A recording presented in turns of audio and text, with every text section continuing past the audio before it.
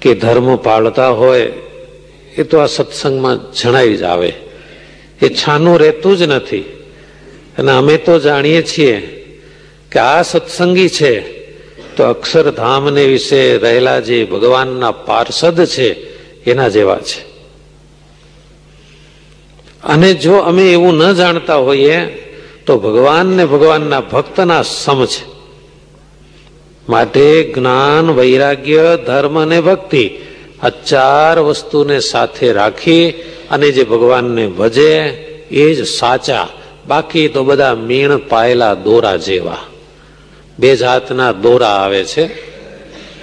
હાર પરોવીએ છીએ ને એવા નાના દોરા, એ મીણમાં ઝબકોળી દેવાના, મીણ ઓગાળી ને એમાં પછી એવા મીણ પાયેલા દોરા હોય ને એ શિયાળામાં ચોમાસામાં બરાબર અક્કડ રહે, પણ જયારે ઉનાળો આવે એટલે ઢીલો થઈ જાય. આવા સત્સંગીઓ જે હોય એનું જ્યાં માન, પાન, સન્માન, સત્કાર જળવાતા રહે તો સમજી લેવું કે એના માટે શિયાળો ને ચોમાસું છે બરાબર અક્કડ રહ્યો. ધર્મમાન, ભક્તિમાન આવ સૌથી વહેલા ધમાધમ ચાલો. ભાઈ તમે બહુ મોટા હરિભગત છો, પણ કેવડા મોટા છે જરા ઉનાળો આવવા દો.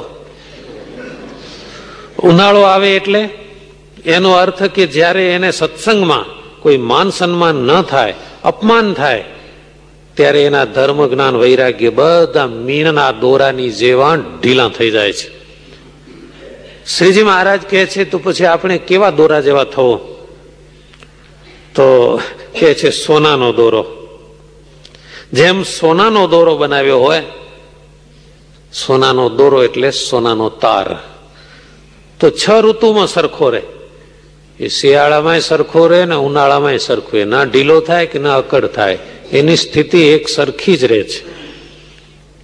એટલે જેને સત્સંગ દ્રઢ હોય, ધર્મ, જ્ઞાન, વૈરાગ્ય, ભક્તિ સાથે જે ભજન કરતો હોય એનું સત્સંગમાં સન્માન થાય કે ગમે તેટલું અપમાન થાય, પણ એને સત્સંગમાંથી એનું મન પાછું પડતું નથી. એ સોનાનો દોરો છે. અને આવા હરિભક્તો હોય એનો મહિમા કેટલો જાણો છો? કોઈ મોટા માણસ સાથે ક્યારેક સામાજિક સંબંધ જોડાય, કૌટુંબિક સંબંધ જોડાય તો માણસો કે વાહ વાહ વાહ, અમને તો કુટુંબ બહુ સારું મળ્યું.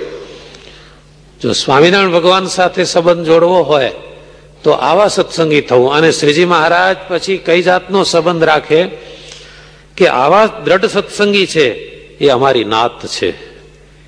કામ થઈ ગયો. આવા દ્રઢ સત્સંગી એ જ અમારી નાત છે અને અમારા સગાવાલા છે. શ્રીજી મહારાજને પૂછીએ ભાઈ તમારા સગાવાલા કોણ? તો આવા હરિભક્ત, દ્રઢ નિષ્ઠાવાળા, ધર્મ, જ્ઞાન, વૈરાગ્ય અને ભક્તિ સહ એકાંતિક ભજન કરવા વાળા સત્સંગી અમારા સગાવાલા છે અને અમારે એમની સાથે જ રહેવું છે. આ તો તમારા હિતની વાત હતી એટલે તમને કહી, કારણ કે તમે અમારા આશ્રિત છો તો તમારા હિતની વાત તમને કહેવી જ જોઈએ. અને મિત્ર પણ એને જ જાણવો કે જે પોતાના હિતની વાત હોય એ દુઃખ લગાડીને કહે. માટે સર્વે ભક્તો આ વાત સમજી રાખજો.